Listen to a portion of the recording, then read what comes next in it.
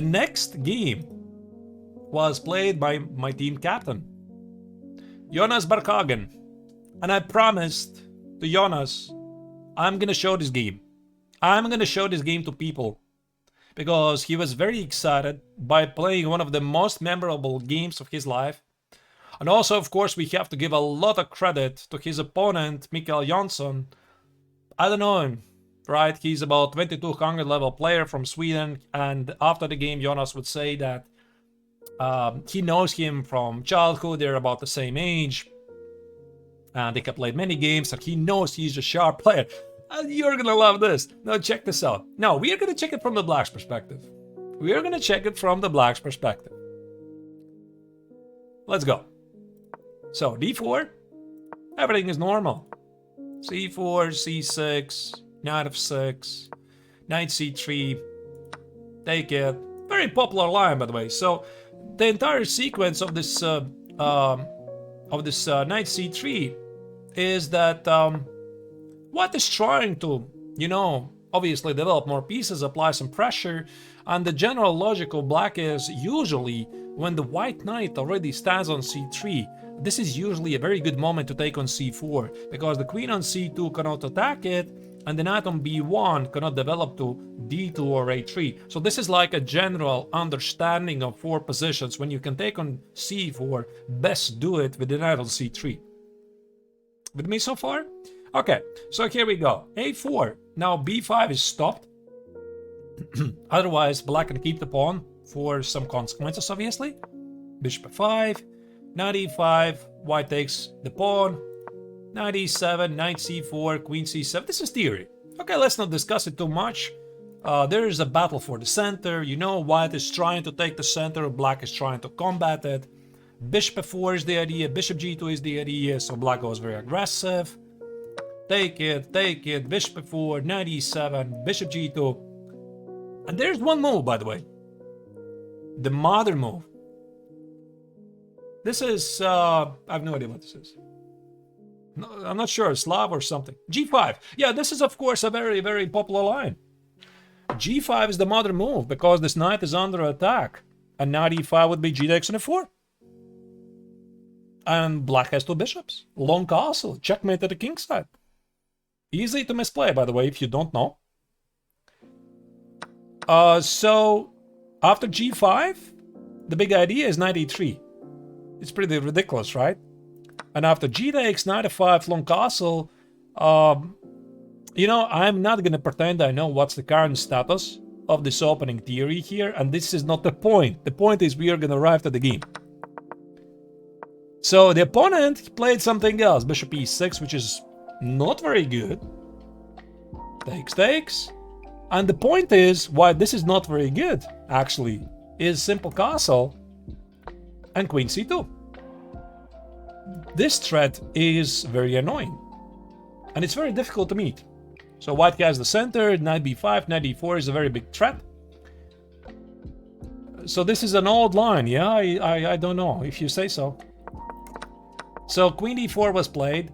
f6 was played, short castle was played, and now Jonas after the game told me, we were analyzing this during the dinner, and he told me, I want to play b4, b5, because this is usually how you play out this position.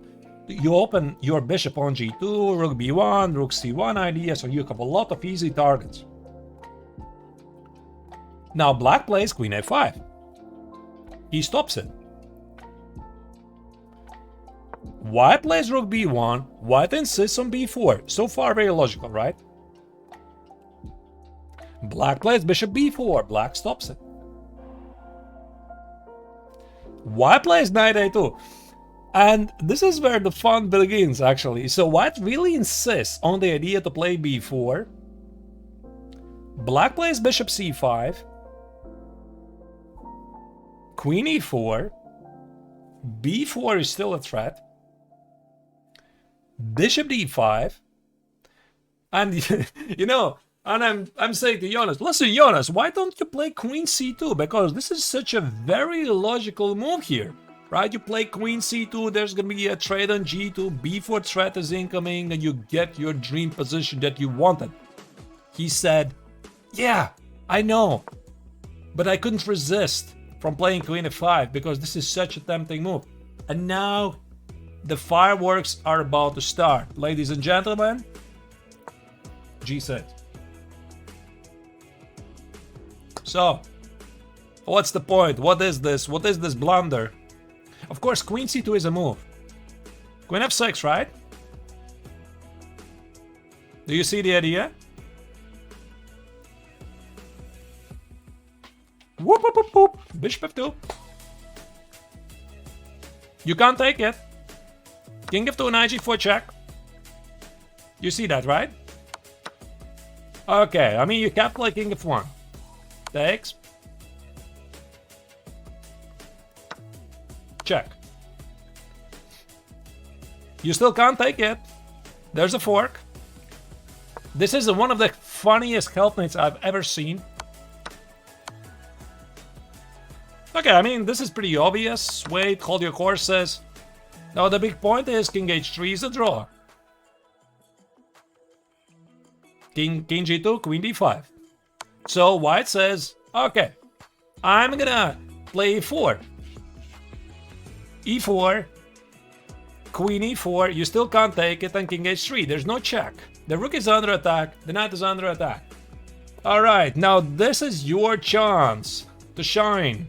If you know the next move for black here, don't say a word. I think GM Solar knows. But if you don't, well, let me give you an idea. I think it was Anderson's Immortal Game, which gives you an idea that sometimes the rooks are not really required pieces to have on the board. You know this Immortal Game I'm talking about. It didn't give you the idea, no? You have to check it. So, the rook at h8 is under attack. The knight at e5 is under attack. Yes, yes. So, not knight f7, by the way, which is the obvious move, because after rook f1, white simply wins. And there's a killing move, rook e1 next. And you know, I'm actually stunned. Chess.com doesn't give 2 exclamation marks for knight e3. So knight e3 ignores the rook, ignores the other rook. Make sure there's no rook e1. And it's straddling with a knight f4 check. So check this out. Take it here. If you take it, that's a mate.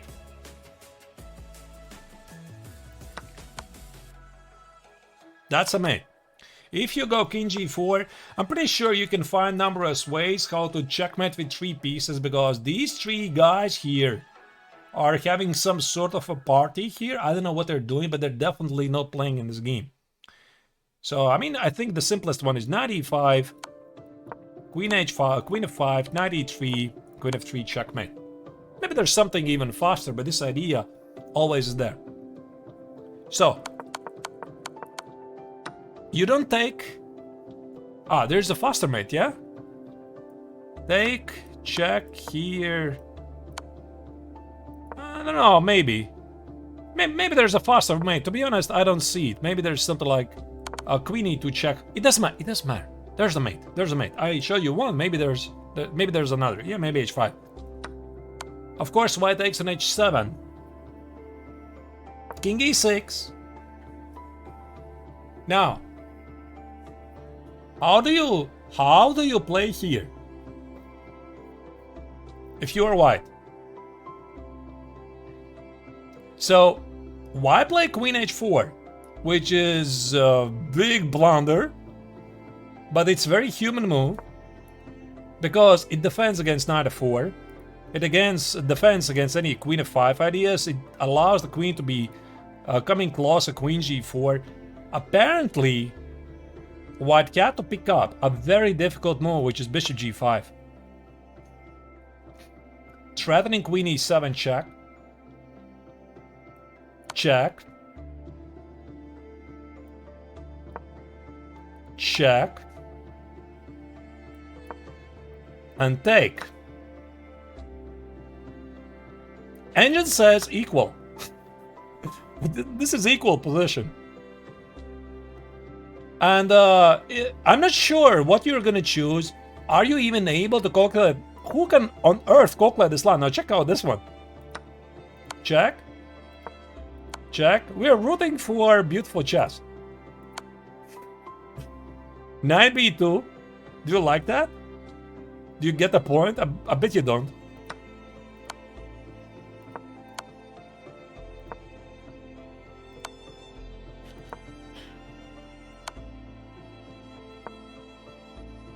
And that's it, right?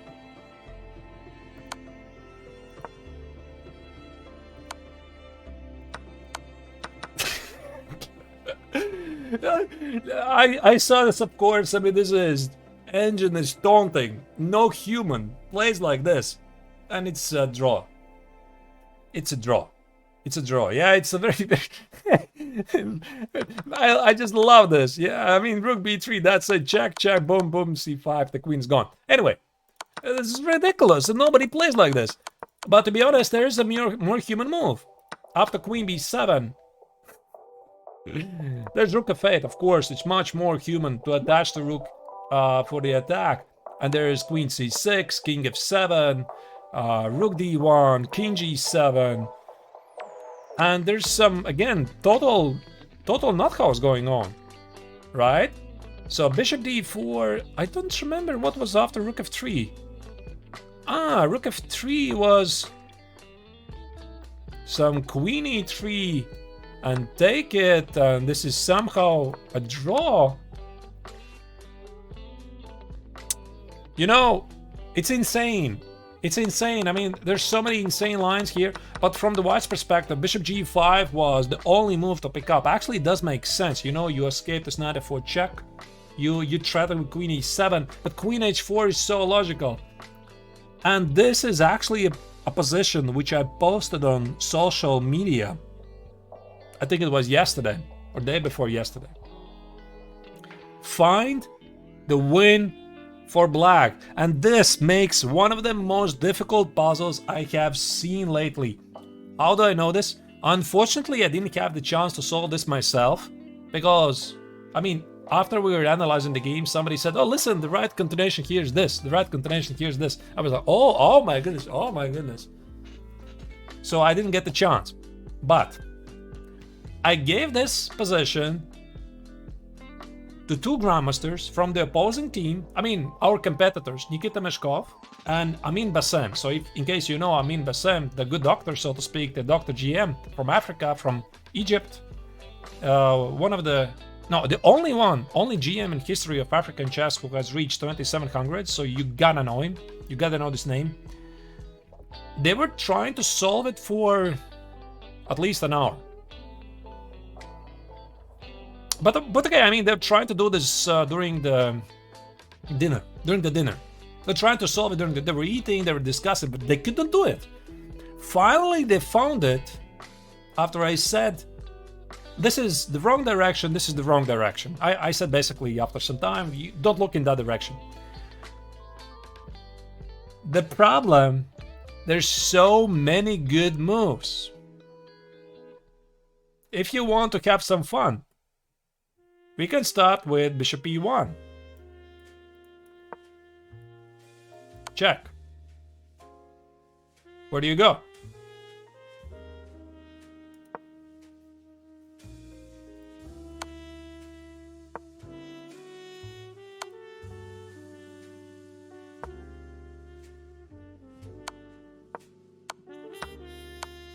Not quite worked, right?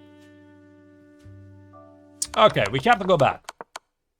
Queen g4, check. Rook e1 now is a threat. A very weird draw. There's just no way. There's just no way for black to win like this. But bishop e1, it makes sense, of course. Knight f2, you want to play. You want to calculate bishop d4.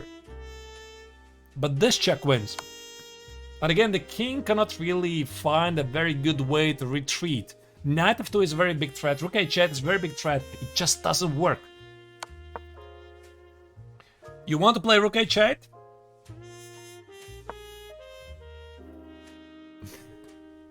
Yes. And we had a very big discussion on Facebook with my fellow colleague, another Grandmaster, who said, how can you not play Rook h8? And I said, listen, Rook h8 is a mistake. It's a very beautiful move, and it's a mistake. Let me show you the idea. If you take it, take, check, check, and you already know this idea because I showed you once. Queen f3, checkmate, you already know this, right? You know this.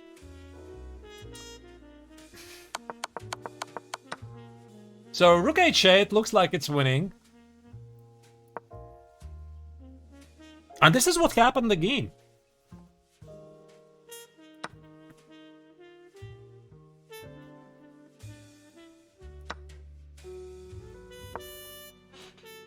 And that's it. It feels like here black is winning. That's it. Mate is threatening. Knight f2 is threatening. Queen is under attack. That's it. This wins. Well, I'm sorry to disappoint you.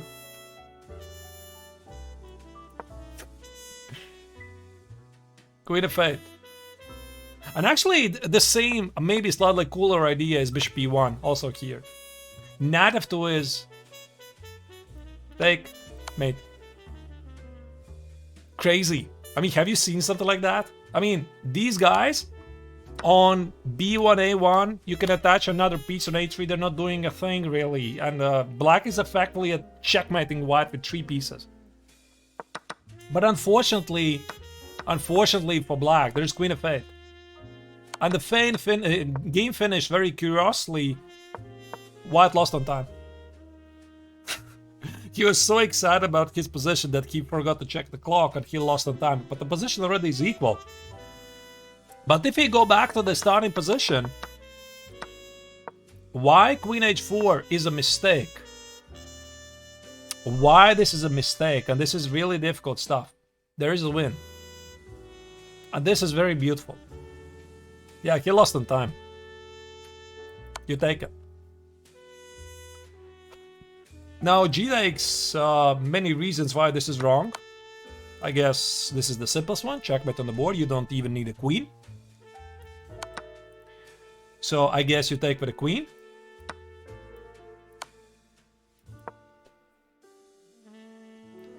There's another beautiful move that you really, really want to play. You like that? And now the point is, you win a queen, right?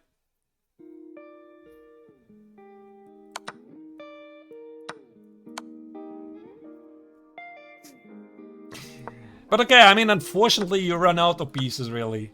Yeah, you run out of pieces, and I guess then white just wins. Okay, maybe black can make a draw, but this is insane. This is insane stuff. By the way, I'm not really sure where's the draw. Check. Where's the win? King h3, check. Okay, doesn't matter. I guess somehow white is trying to win this. Not rook h4. And this is what made the puzzle really so difficult to solve. Check.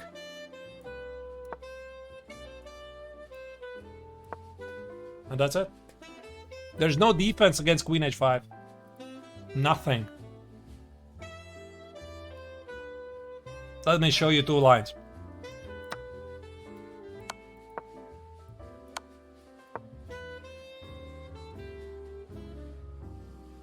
And queen c5, not queen e5, because for laughs, this is actually a mistake.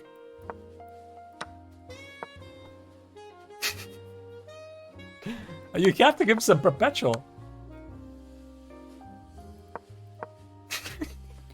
What is this? So, rook f1, queen b2 something. Whatever. You know, I'm just looking at this. This is from outer space. I don't know what this is. Some ridiculousness. Actually, queen c5 check is the right idea. And then you take the queen and you just win the game. Yeah. So there's another move. A very logical question. What if I try to escape with the king? Because queen f5, queen h5, or queen h5, queen f5, there's just such a big threats, right? What if I give you a check? It's very logical, right? And here.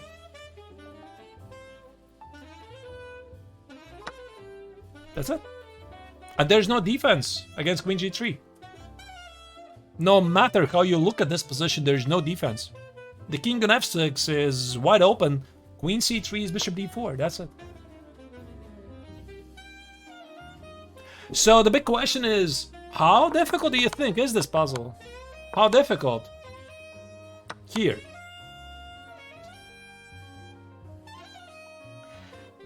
And that's why I really stress, dear viewers, and those of you, like Plukru, I see, by the way, hi.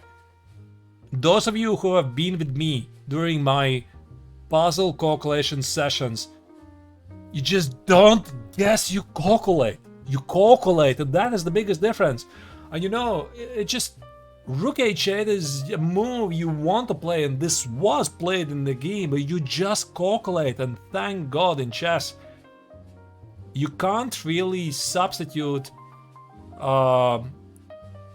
guessing, a calculation with guessing. Right, and Rook h8 intuitively feels like it's right move, but it just doesn't work because of this ridiculous queen f8, right? Okay, maybe if the f8 square was unavailable by whatever reason, yeah, sure, Rook h8 is so beautiful, but it's so wrong at the same time. And actually, I think this entire sequence of knight f4, it's not very difficult, is it? Maybe the most difficult move here is queen e5. This is queen e... Okay, this is the most difficult move, I guess. But again, if you want to solve this position, you just cross out. You try to make work Rook h8. I guess you see bishop h6, and finally you get the idea there's queen f8. You are very precise, you cross it out. You try to make it work bishop e1. You see queen g4, you don't see an escape for the king, you cross it out. You try to play bishop d4, you see queen g4, you don't see where you're going to position the king, you cross it out, you cross it out, you cross it out. And this is essentially one of the most famous techniques in the calculation. We call it the elimination method. I mean, there's nobody... Actually, you know, I'm curious, like, if Chess.com would release one of these videos, like, I was watching this. Who was it? Nemsko was asking during the Global Chess Championship Finals to all the participants, can you solve this puzzle in 10 seconds? I don't think anybody can solve this puzzle in 10 seconds. I think in 10 seconds they will play Rook h8. And all of them would miss queen f8. I'm pretty sure. So, this kind of puzzle, again, two grandmasters were trying to solve and took it more than 1 hour. Probably, again, they were slightly distracted by the dinner. But this entire sequence of knight f4, it doesn't really strike for me to be so hard, but it's also pretty logical. Yeah, pretty logical. And so the game indeed finished with Rook h8. Black played one of the most beautiful games of his life, and also White had chances. And actually, if we talk about the beauty of the game, this entire sequence is actually not very good.